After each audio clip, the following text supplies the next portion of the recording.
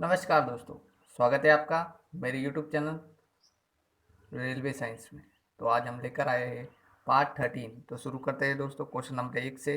Question number 1 है, cement, बालू एवं जल का मिश्रण जो होता है वो क्या कहलाता है? तो उसे मॉर्टर कहते हैं। क्या कहते हैं? मॉर्टर। उसके बाद है, समुद्र के अंदर चलाए स्थिति आकलन के लिए प्रयोग किए जाने वाले यंत्र। जो समुद्र के अंदर की स्थिति ज्ञात करनी है तो उसके लिए सोनार का प्रयोग किया जाता है। उसके बाद है, किसी संचायक सेल में क्या संचित रहता है? तो कोई सेल है, उसमें रासायनिक ऊर्जा संचित रहती है। सड़कों को प्रकाशित करने के लिए प्रयुक्त बत्तियां किस क्रम में होती है? तो जो सड़कें होती है उनकी जो बत्तियां होती है वो समानांतर क्रम में होती है। किस में होती है? समांतर क्रम में होती है।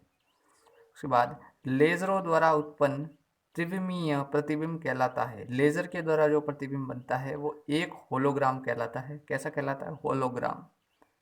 कार्बन, पित्तल, एरोजल तथा तांबे में सबसे हल्की जो है वो एरोजल है। क्या है? एरोजल जो है सबसे हल्की है। उसके बाद है, ध्वनि तरंग के डैस्ट से प्रतिध्वनि उत्पन्न होती है। तो ध्वनि तरंग के किस में से प्रतिध्वनि होती है? परावर्तन में से। यदि एक चालक के तापक्रम को बढ़ा दिया जाए तो उसका प्रतिरोध क्या होगा? बढ़ेगा। रेडियो तरंगों की चाल कितनी होती है? तो रेडियो तरंगों की चाल -310 की घात 8 ms होती है। क्या होती है? मीटर पर सेकंड होती है। अब सोल्डर जो है वो किससे बनता है? तो सोल्डर SN और PV से बनता है। किससे बनता है? SN और PV से। हवा का बुलबुला क्या कार्य करता है? जो हवा का बुलबुला होता है वो अवतल लेंस का कार्य करता है। उसके बाद है, डिप्थीरिया से प्रभावित होने वाला अंग। डिप्थीरिया एक रोग है, उससे जो होता है श्वास नली प्रभावित होती है। उसके बाद मॉर्स गैस जो है मीथेन है। मीथेन को मॉर्स गैस कहते हैं। अम्लीय वर्षा की प्रमुख घटक, जो अम्लीय वर्षा की प्रमुख घटक है वो SO2 है। क्या है? SO2। विद्युत सेल स्रोत है विद्युत ऊर्जा का। विद्युत जो सेल है वो विद्युत ऊर्जा का स्रोत है। उसके बाद है, वर्षा उपहार किस फसल की प्रजाति है? जो वर्षा उपहार है वो भिंडी की प्रजाति। किसकी? भिंडी की, लेडीज फिंगर की प्रजाति है। उसके बाद है, कपास के लिए उपयुक्त काली मिट्टी में अधिकता होती है मार्ट मोरियोलो नाइट्रस की। किसकी होती है? मार्ट मोरिलो नाइट्राइट की।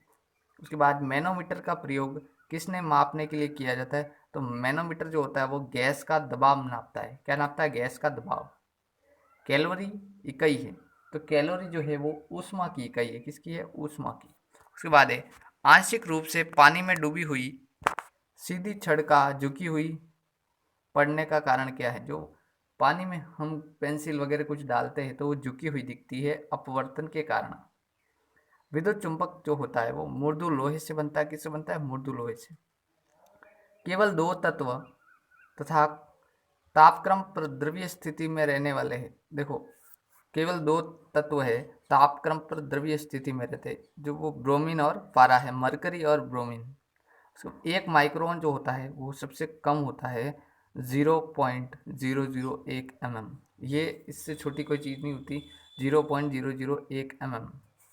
उसके बाद है, पृथ्वी की वायुमंडल में सर्वाधिक मात्रा में पाई जाने वाली जो गैस है वो नाइट्रोजन है, जो पृथ्वी की वायुमंडल में सबसे ज़्यादा पाई जाती है। उसके बाद है, कास्टिक सोडे का रासायनिक नाम। जो कास्टिक सोडा है वो NaOH है। क्या है?